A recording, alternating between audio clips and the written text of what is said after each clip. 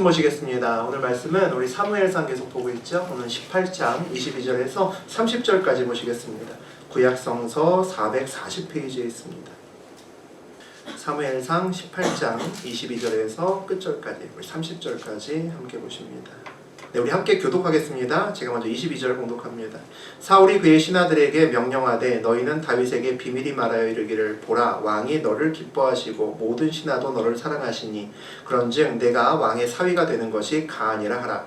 사울의 신하들이 이 말을 다윗의 귀에 전하매 다윗이 이르되 왕의 사위되는 것을 너희는 작은 일로 보느냐 나는 가난하고 천한 사람이라 한지라. 사울의 신하들이 사울에게 말하여 이르되 다윗이 이러이러하게 말하더이다 하니 사울이 이르되 너희는 다윗에게 이같이 말하기를 왕이 아무것도 원하지 아니하고 다만 왕의 원수의 보복으로 블레셋 사람들의 포피 100개를 원하신다 하라 하였으니 이는 사울의 생각에 다윗을 블레셋 사람들의 손에 죽게 하리라 하니라. 사울의 신하들이 이 말을 다윗에게 아뢰매 다윗이 왕의 사위 되는 것을 좋게 여김으로 결혼할 날이 차기 전에 다윗이 일어나서 그의 부하들과 함께 가서 블레셋 사람 200명을 죽이고 그들의 포피를 가져다가 수대로 왕에게 드려 왕의 사위가 되고자 하니 사울이 그의 딸 미갈을 다윗에게 아내로 주었더라. 여호와께서 다윗과 함께 계심을 사울이 보고 알았고 사울의 딸 미갈도 그를 사랑하므로 사울이 다윗을 더욱더 두려워하여 평생에 다윗의 대적이 되니라. 우리 함께 읽겠습니다. 블레셋 사람들의 방백들이 싸우려 나오면 그들이 나올 때마다 다윗이 사울의 모든 신하보다 더 지혜롭게 행하매 이에 그의 이름이 심히 귀하게 되니라. 하나님 말씀입니다. 아멘. 여기 사무엘상 18장 22절에서 우리 30절까지 함께 봤습니다. 우리 그 내용 가지고 하나님으로만 승리하는 인생길, 하나님으로만 승리하는 인생길이라는 제목으로 함께 은혜 나누겠습니다. 우리 계속 이제 사무엘상 보고 있는데 골리앗을 앞세우고 전쟁터에 나온 블레셋에게 이스라엘은 완전히 쫄아서 나가지도 못했던 그런 장면을 보았습니다. 사울왕이 고민하죠. 이 전쟁을 도대체 어떻게 이길 수 있을까 고민하다가 그가 취한 선택은 사람이 할 수 있는 최고의 방법이었습니다. 그가 걸 수 있는 가장 최고의 당근을 걸었죠.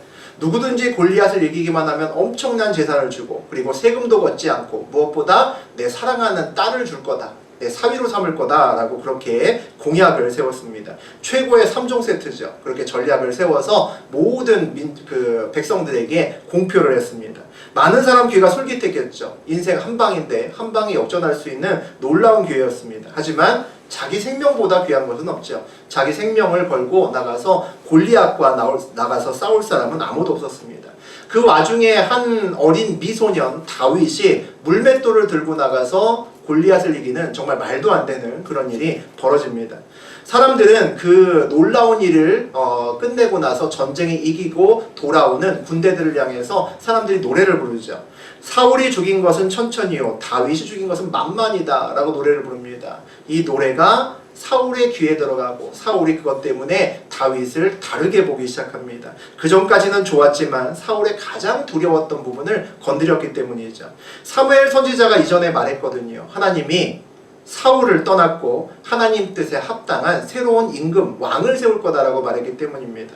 사울은 다윗이 혹시 자기 다음에 자기의 자리를 이어갈 왕이 아닌가 의심하기 시작합니다. 그리고 예민하기 시작하죠. 그리고 다윗을 주목하기 시작합니다. 그래서 다윗의 고생길이 열리기 시작하죠.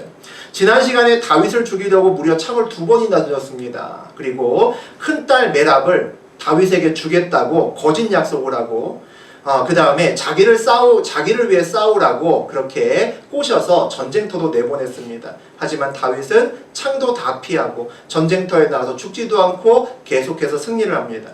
화가 나서 사울은 딸을 주겠다고 했다가 언제 그랬냐는 듯이 큰딸 메랍을 엉뚱한 다른 사람에게 줘버립니다.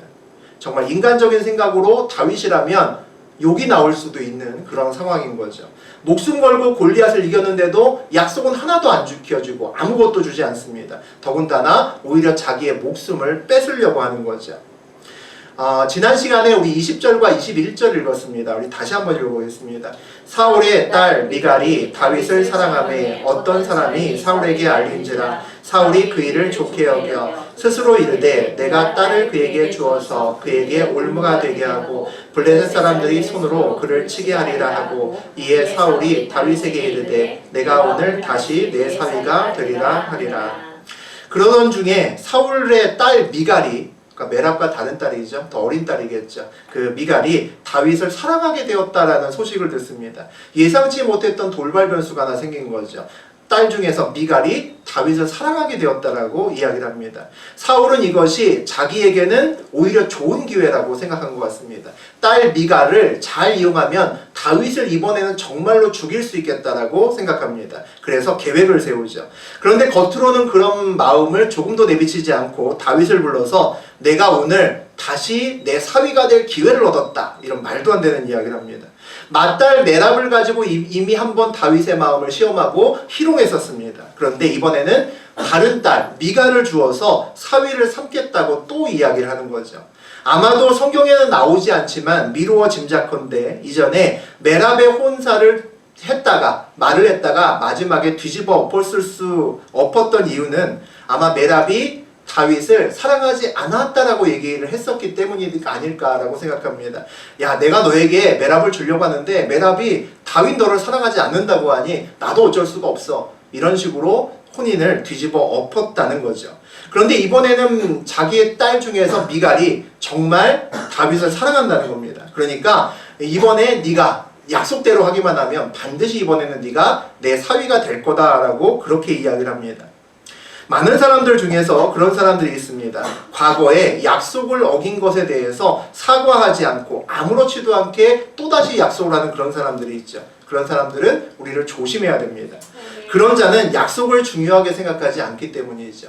약속이란 것은 항상 신뢰를 바탕으로 합니다.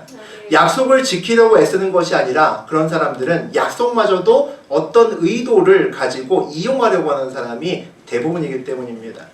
우리 22절 우리 읽었죠? 다시 한번 읽겠습니다. 사울이 그의 신하들에게 명령하되 너희는 다윗에게 비밀히 말하여 이르기를 보라 왕이 너를 기뻐하시고 모든 신하도 너를 사랑하니 그런즉 내가 왕의 사위가 되는 것이 가아니라 하라. 사울이 악한 계획을 짜고 그의 신하들에게 명령을 합니다. 다윗에게 은근히 또 은밀히 넌지시 이야기하라라고 이야기를 합니다. 왕도 다윗을 기뻐하고 모든 신하도 다윗을 기뻐하니까 이번에 다윗이 왕의 사위가 되는 것은 너무나 당연하고 가능하다라고 그렇게 유혹하라고 이야기를 합니다. 이번에 다윗이 왕의 사위가 될 수 있는 결정적인 이유는 왕도 신하들도 모두 다윗을 기뻐하기 때문이라고 이야기를 하는 거죠. 하지만 모두가 기뻐하고 즐거운 상황이라면 비밀이 은밀하게 이야기할 필요는 전혀 없습니다. 대놓고 이야기하면 되는 거죠. 은밀히 기뻐함을 전하는 것은 모두가 기뻐하는 것이 아니라는 겁니다. 기뻐하지 않는 사람이 있다는 거죠. 또는 아무도 기뻐하지 않을 수도 있는 상황이라는 겁니다. 은밀하게 전해지는 말은 늘 우리에게 위험을 함께 가지고 옵니다. 은밀히 말하는 상황은 항상 대적이 있다는 것을 우리에게 말해주는 겁니다. 나쁜 말이 은밀하게 나에게 전해질 때가 있습니다. 내 바로 윗사람이 공공연하게 나의 대적이 될 때 그런 상황이 나에게 처해질 때가 많이 있습니다. 그 나쁜 말에 우리는 기도로 대비할 수밖에 없는 상황인 거죠. 또 반대로 좋은 말이 은밀하게 나에게 전해질 그럴 때도 있습니다. 나의 윗사람이 겉으로는 나의 편인 것처럼 행동하지만 실제로 속은 나의 대적이 되고 나를 싫어할 때 보통 그런 일이 생깁니다.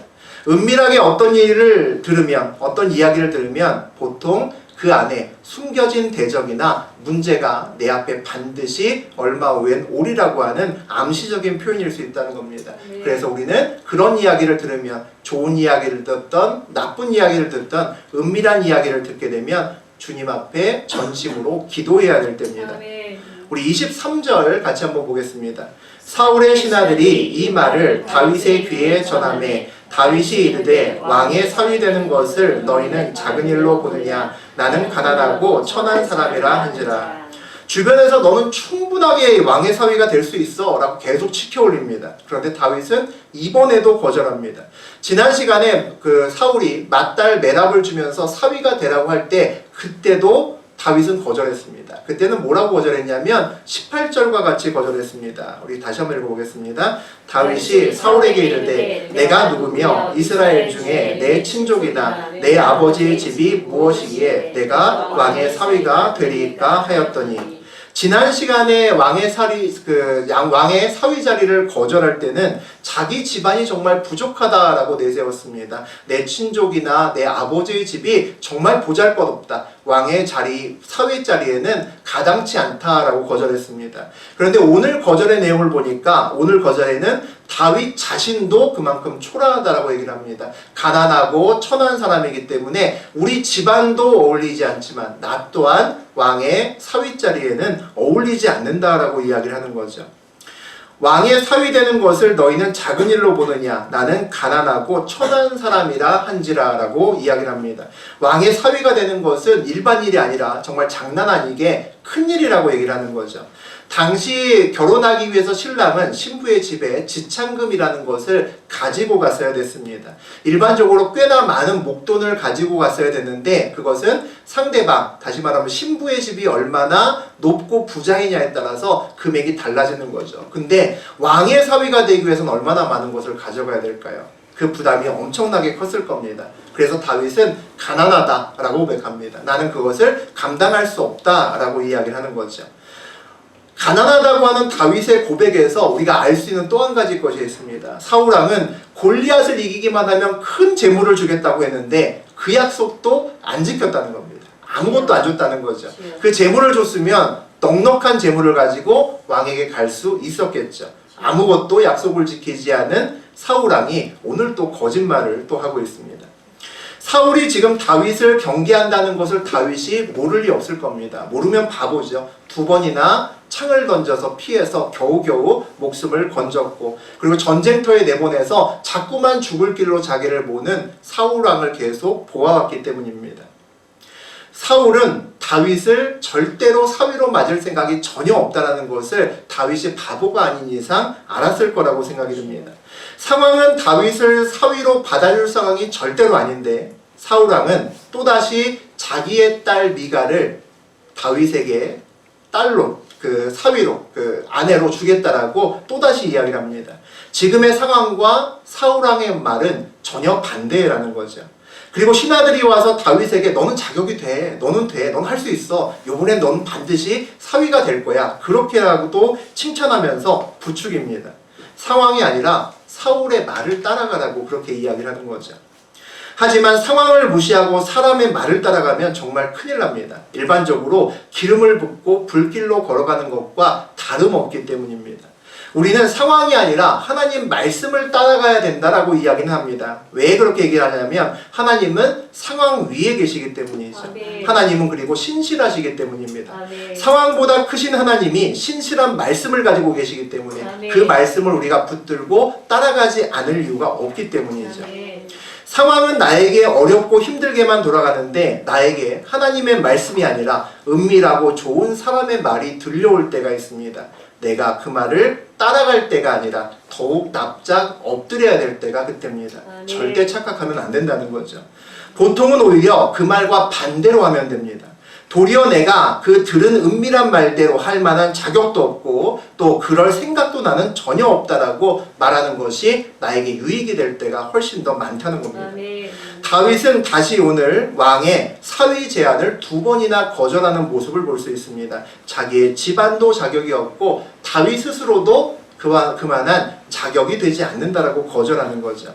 다윗은 굉장히 어린 나이입니다. 그 어린 나이에 다 알지 못했겠죠. 그럼에도 불구하고 어린 나이지만 참 지혜롭다라는 생각이 듭니다.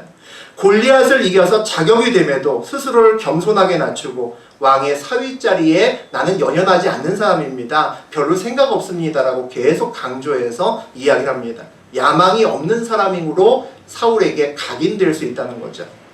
우리 24절 보겠습니다. 사울의 신하들이 사울에게 말하여 이르되 다윗이 이러이러하게 말하더이다 하니 다윗의 말 한마디 한마디가 모두 사울에게 전해지는 것을 볼 수 있습니다. 다윗이 이러이러하게 얘기합니다 라고 하나의 말 한마디 한마디 일거수일투족이 그대로 사울왕에게 보고되고 있는 모습을 우리가 볼 수 있습니다. 위기의 순간에 정말 말을 굉장히 아껴야 된다는 것을 다시 한번 확인할 수 있는 상황이죠. 말을 아끼고 경계하고 주의하고 기도해야 될 때입니다. 나의 윗사람이 나를 싫어하고 나를 경계하면 그 윗사람에게 충성하는 사람들이 나의 이야기를 말하지 않아도 가서 고자지라고 알립니다. 또 윗사람도 나를 감시하는 사람을 누군가에게 붙이게 되어 있습니다. 그때는 나에게 여러 개의 CCTV가 따라다닌다고 생각하시면 됩니다. 나의 일거수일투족이 전부 다 알려지기 때문이죠. 사울왕이 다윗을 싫어하는데 좋은 소식이 다윗에게 전해질 수는 없는 겁니다. 큰 함정과 위험이 바로 다윗의 눈앞에 있지만 그 함정이 무엇인지 다윗이 모를 뿐이라는 거죠. 다윗의 생명은 지금 바람에 날리는 촛불 같은 환경입니다. 지혜로운 자는 말이 아니라 숨겨진 상황을 볼 수 있어야 되는 거죠. 우리 25절 같이 보겠습니다. 사울이 이르되 너희는 다윗에게 이같이 말하기를 왕이 아무것도 원하지 아니하고 다만 왕의 원수의 보복으로 블레셋 사람들의 포피 100개를 원하신다 하라 하였으니 이는 사울의 생각에 다윗을 블레셋 사람들의 손에 죽게 하리라 함이라. 왕이 아무것도 원하지 않고 다만 왕의 원수의 보복으로 블레셋 사람들의 포피, 가죽이죠. 살가죽 100개를 원한다라고 이렇게 이야기를 합니다. 지난 시간 사울이 그의 맏딸 메랍을 다윗에게 주겠다라고 거짓 약속을 할 때는 다윗을 직접 불러서 이야기를 했습니다. 그리고 나를 위해서 블레셋과 가서 싸우라고 그렇게 이야기를 했습니다. 그런데 이번에는 사울이 다윗에게 직접 이야기하지 않습니다. 그 사이에 누가 있습니까? 사울의 신하가 있습니다. 사울의 신하를 불러서 자기의 말을 다윗에게 전해라고 이야기합니다. 윗사람이 직접 나에게 할 수 있는 말이 있는데도 직접 할 수 있는데도 불구하고 직접 하지 않고 다른 사람을 통해서 전달하는 상황은 반드시 의도가 있는 상황입니다. 직접 대화하지 않는다는 것은 자기의 속내를 상대편에게 드러내고 싶지 않다라는 것이 깔려 있고요. 또 쉽게 빠져나갈 수 있는 구멍을 열어놓은 데 있습니다. 나중에 문제가 생기면 나는 그런 말을 한 적이 없다라고 둘러치면 그만입니다. 직접 그 말을 함께 들은 적이 없기 때문이죠. 그래서 제3자를 통해서 껴서 대화를 하게 되면 신뢰 있는 대화가 되지 않습니다. 사울이 아무것도 원하지 않고 대적의 포피, 살가죽 100개를 원한다라고 얘기를 합니다. 무슨 말일까요? 결혼을 위해서 다윗이 큰 돈 가지고 하지 않아도 된다라고 면제해 주는 겁니다. 사울은 다른 거 필요 없고 원수 블레셋 사람들의 100명의 생명을 가지고 오면 된다라고 이야기합니다. 사윗감은 단지 용맹한 전사이면 된다라는 명분을, 대의적인 명분을 앞에 내세웁니다. 그런데 사실 이 명분은 잘못된 명분이죠. 이미 다윗은 골리앗을 이겼습니다. 이미 사울의 사위가 될 자격을 충분히 입증하고도 남았는데 그렇게 얘기하지 않습니다. 사울은 계속해서 사위 자리를 줄 테니까 무엇하면 준다, 이거 하면 준다, 저거 하면 준다라고 하고 계속 새로운 조건을 내걸고 있습니다. 사울왕이 다윗에게 딸을 줄 생각이 없다는 거죠. 상황과 반대되는 왕의 말만 계속 다윗에게 오는 것을 볼 수 있습니다. 이는 사울의 생각에 다윗을 블레셋 사람들의 손에 죽게 하리라 함이라 라고 이야기합니다. 이렇게 하는 사울의 속내를 오늘 성경에서 이야기를 합니다. 사울이 정말 원하는 것은 100명의 블레셋 사람이 아니라 단 한 사람, 다윗의 목숨을 원한다라고 이야기를 합니다. 다윗이 죽어서 자기 왕의 자리가 계속되었으면 좋겠다라는 것이 사울의 바람이라는 거죠. 사울은 그의 왕 자리에 목숨뿐만 아니라 모든 것을 걸 수 있는 사람이 사울이기 때문입니다. 우리 26절과 27절 읽어보겠습니다. 사울의 신하들이 이 말을 다윗에게 아뢰매 다윗이 왕의 사위 되는 것을 좋게 여김으로 결혼할 날이 차기 전에 다윗이 일어나서 그의 부하들과 함께 가서 블레셋 사람 200명을 죽이고 그들의 포피를 가져다가 수대로 왕께 드려 왕의 사위가 되고자 하니 사울이 그의 딸 미갈을 다윗에게 아내로 주었더라. 다윗이 왕의 사위 되는 것을 좋게 여김으로라고 되어 있습니다. 다윗도 골리앗을 이기고 나서 내심 왕의 사위가 되는 것을 기대하고 있었던 건 아닌가라는 생각이 들기도 합니다. 말로는 왕의 사위가 될 것이 전혀 그런 마음도 없고 야망도 없는 것처럼 말했지만 마음 한구석에는 그런 마음이 있었을지도 모릅니다.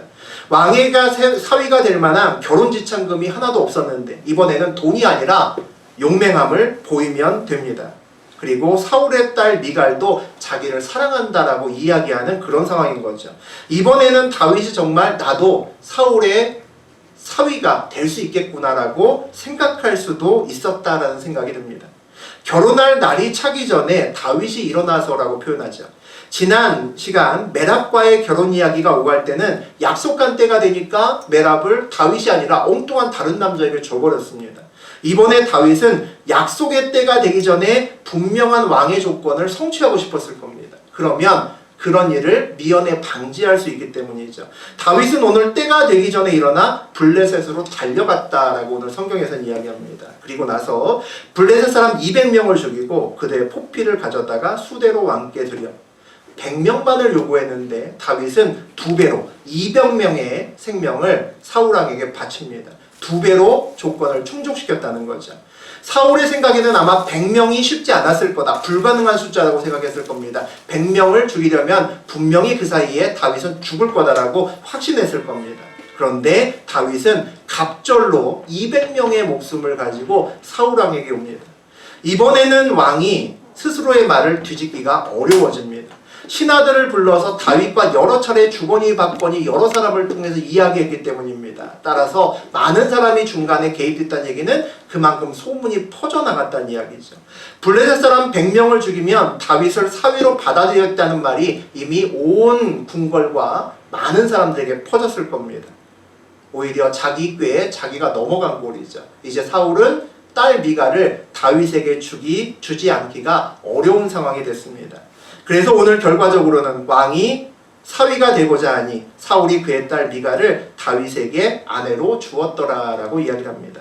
사울이 전혀 원하지 않았던 그런 결과가 만들어졌습니다. 다윗을 사위로 삼기는커녕 자기 손에 피 안 묻히고 죽이려고 온갖 이런저런 계획을 계속 세웠는데 결국 자기의 사위로 삼을 수밖에 없는 그런 상황이 만들어졌다는 거죠. 오늘 미갈이 다윗을 사랑한다는 예상치 못했던 변수에 사울은 어떻게 생각을 했었냐면 다윗을 죽이려는 자기의 계획에 호재가 생겼다라고 생각했습니다. 결혼을 빌미로 다시 한번 다윗을 흔들어 놓을 수 있고 이번에야말로 다윗의 목숨을 빼앗을 수 있는 절호의 기회를 삼을 수 있겠구나라고 생각했습니다. 이번에는 미갈이 다윗을 사랑한다고 하니까 더 구체적인 결혼 조건도 내세우면서 다윗을 사지로 몰 수 있을 거라고 확신했습니다. 아마 사울은 하나님이 자기를 돕는다라고 생각했을지도 모릅니다. 자기의 뜻대로 사는 많은 사람들이 하나님이 이 상황을 통해서 자기의 뜻을 돕는다라고 생각하는 사람이 생각보다 많습니다. 그런 사람은 모든 상황을 자기의 의도와 연결시키려고 애를 씁니다. 그런데 가만히 생각해보면 말이 안 되는 이야기입니다. 복채나 바라는 귀신들은 몰라도 하나님, 신이 왜 자기 뜻대로 사는 사람들을 도와야 될까요? 하지만 가끔 그런 말을 하는 사람들이 있습니다. 내 뜻대로 사는데 뭔가 하나님이 나를 돕는 것 같다고. 근거 없는 자신감이죠. 말도 안 되는 이야기입니다. 다윗은 무슨 생각을 할까요? 이번에는 자기가 왕의 사위가 될 수 있다는 순수한 생각을 했을까요? 그의 생각이 정확히 나와 있지 않아서 사실은 잘 알 수가 없습니다. 그의 생각이 나와 있는 유일한 절이 26절입니다. 다윗이 왕의 사위 되는 것을 좋게 여김으로 단 한 줄 나와 있습니다. 하나님의 사람은 위기의 상황에서 세상 사람들과는 다르게 대처해야 됩니다. 복잡한 상황 속에서 하나님의 손길을 구분할 수 있어야 된다는 거죠. 어떠한 상황에서 상황을 거스르는 사람의 말을 경계하고 또 반대로 행동해야 되는 그런 상황이 만들어질 수 있습니다. 그래서 사람의 말을 거스르는 말을 함부로 붙들어서는 안 된다는 거죠. 상황을 거스르는 하나님의 손길은 반대로 주의 깊게 바라보고 붙들어야 될지를 고민해야 됩니다. 기도해야 된다는 거죠. 다윗이 사위가 될 수 없는 상황이었습니다. 사울이 다윗을 죽이려고 애쓰는 상황이었죠. 사울의 딸 미갈이 다윗을 사랑한다는 것은 분명 이상한 일입니다. 상황을 거스르는 어떤 징조는 주의 깊게 바라봐야 되는 그런 징조가 될 수 있다는 거죠. 그곳에 하나님의 손길이 있을 수 있기 때문입니다. 이 세상 모든 사람은, 모든 세상은 하나님이 창조하셨습니다. 하나님이 함께 동행하는 자는 하나님이 어떤 상황을 통해서 하나님의 뜻을 이루어 간다라고 그렇게 생각합니다. 그래서 자기 주변에서 일어나는 모든 상황과 사건을 주의 깊게 바라봅니다. 그리고 그 안에 자기의 생각을 빼고 제외하고 바라봅니다. 그렇게 바라봐야 될 때, 바라볼 때 길이 보이기 때문이죠. 하나님은 하나님의 뜻을 이루기 위해서 움직이시지 내 뜻대로 살아가는 개인적인 꿈을 이루어주기 위해서 움직이시는 분은 아닙니다. 그래서 상황에 대한 올바른 해석을 하려면 내 삶의 기준에 하나님이라는 대전제가 분명히 있어야 그 길을 볼 수가 있습니다. 나의 상황에 하나님이란 대전제는 집어넣고 나의 의도를 빼고 보면 보통 내가 걸어가야 될 길이 보입니다. 우리 28절에서 29절 보시겠습니다. 여호와께서 다윗과 함께 계심을 사울이 보고 알았고 사울의 딸 미갈도 그를 사랑하므로 사울이 다윗을 더욱더욱 두려워하여 평생에 다윗의 대적이 되니라. 블레셋 사람들의 방백이 싸우러 나오면 그들이 나올 때마다 다윗이 사울의 모든 신하보다 더 지혜롭게 행하매 이에 그의 이름이 심히 귀하게 되니라. 사울은 다윗을 자기의 사위 삼지 않으려고 하고 계속 위험한 상황으로 계속 내몰았습니다. 그런데 다윗은 죽기는커녕 계속 성공하고 있다라고 이야기를 하죠. 결국에는 오늘 다윗이 사울의 사위까지 되어버립니다. 이스라엘의 왕인 사울이 다윗 하나 마음대로 할 수 없다는 것을 스스로 깨닫게 됩니다. 그러고 나서 그가 무엇을 느끼냐면 여호와께서 다윗과 함께 계심을 사울이 보고 알았고 라고 고백합니다. 자기의 마음대로 할 수 없는 다윗을 보면서 하나님이 다윗과 함께 하는구나, 그것을 알아봤다는 거죠. 사울이 다윗을 더욱 두려워하여 라고 이야기를 합니다. 만인지상의 자리, 왕의 자리에 있는 사울왕이 일개 목동 출신을 두려워합니다. 그것도 그냥 두려워하는 것이 아니라 더욱 두려워한다 라고 표현하죠. 자기 마음대로 다윗을 어찌할 수 없다는 것을 알고 무엇보다도 자기가 키운 딸까지도 자기의 대적 다윗을 사랑하는 이해할 수 없는 상황이 사울에게는 공포 같은 그런 환경을 만들었을 겁니다. 원래 자기를 사랑했던 백성들도 다윗을 사랑하기 시작하고 지난 시간에 자기의 아들 요나단도 또 이번 시간에 딸 미갈도 다윗을 사랑한다라고 고백합니다. 사울은 자기의 왕위를 가져갈 사람이 다윗이 맞구나 라고 확신하게 되는 거죠. 그의 두려움이 끝을 모르고 올라가고 있을 겁니다. 그래서 그가 결단합니다. 평생에 다윗의 대적이 되리라. 이게 오늘 사울의 결론입니다. 사울의 나머지 평생의 인생을 이제 다윗을 죽이는 데 시간을 보내기 시작합니다. 다윗이 사울의 모든 신하보다 더 지혜롭게 행하매 이에 그의 이름이 심히 귀하게 되니라. 사울왕은 점점 다윗을 미워하고 죽이려고 힘들게 하지만 다윗은 도리어 블레셋과의 전쟁에서 계속 승리한다라고 이야기합니다. 백성들이 다윗에 대한 칭찬이 나날이 높아진다라고도 이야기를 하죠. 오늘 세상에서 모든 것을 다 가진 사울왕이 마음의 평안도 깨지고 멸망의 길로 걸어가면서 더욱 두렵게 되는 이유는 한 가지입니다. 오늘 읽진 않았지만 같은 장의 18장의 12절 보시면 우리 지난 시간에 읽었던 내용이 나옵니다. 여호와께서 사울을 떠나 다윗과 함께 계심으로 사울이 그를 두려워한지라. 여호와께서 사울을 떠났기 때문이라고 오늘 성경은 이야기하는 거죠. 여호와께서 떠나면 두려움이 찾아옵니다. 하나님 없는 곳에 온전한 평안이 있을 수 없기 때문이죠. 오늘 이야기 중에 재미있는 것이 또 하나 있습니다. 요 몇 시간 동안 우리가 다윗과 사울의 이 갈등을 계속 다루고 다윗을 죽이려고 하는 사울의 계략들을 하나하나 살펴봤습니다. 재미있는 것은 사울의 마음은 여기저기 기록이 굉장히 많이 되어 있습니다. 불안한 내용, 그 다음에 그 속에 있는 실제적인 속마음은 이러이러하더라. 오늘도 그런 내용들이 나왔죠. 그런데 다윗의 마음은 거의 기록되어 있지 않습니다. 지난 시간에 사울의 맏딸 메랍과의 결혼 이야기가 오갔을 때도 다윗은 겉으로는 자격이 없다고 했지만 사울이 시키는 대로 메랍을 얻기 위해서 전쟁터에 나갔습니다. 행동은 나와 있지만 그 안에 다윗의 생각은 성경에서 기록하지 않습니다. 메랍을 다른 사람에게 주어도 다윗은 아무 말 하지 않습니다. 우리 생각에 분명 열받았겠죠. 분명 뚜껑이 열렸을 겁니다. 추측은 되는데 그 속이 어떤지 성경에는 기록되어 있지 않습니다.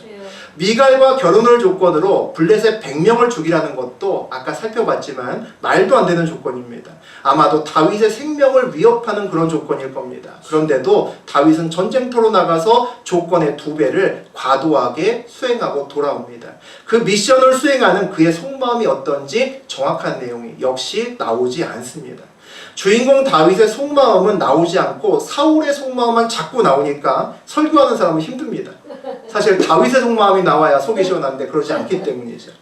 사울이 다윗을 죽이려고 하는데 다윗도 사울을 죽이고 싶지 않을까요? 우리는 그럴 것 같습니다. 누가 나를 죽이려고 하면 나도 그 사람을 죽이고 싶겠죠. 성경은 근데 오늘 다윗의 속마음에 대해서는 별 말이 없다는 거죠.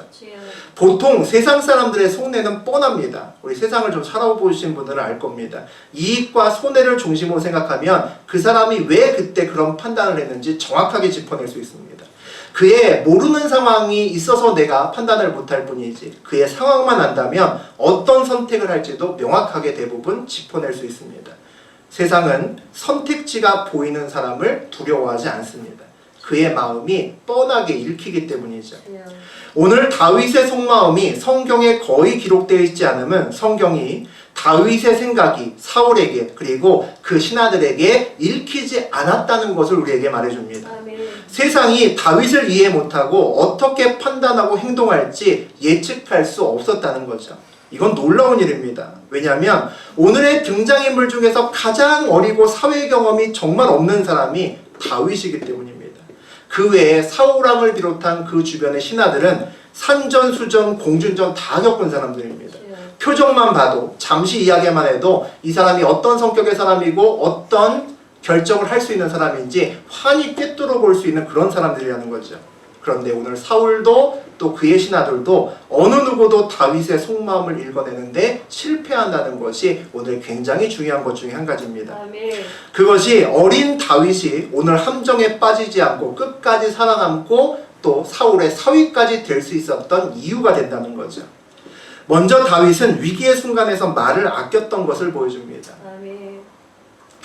사울의 신하들이 다윗의 말에서 무엇인가 사울에게 정말 중요한 것을 말할 수 있는 건덕지가 별로 없었다는 것을 우리가 확인할 수 있기 때문이죠. 어려울수록 사람에게는 말을 아끼고 하나님께는 많이 말하는 것만큼 지혜로운 것은 없습니다.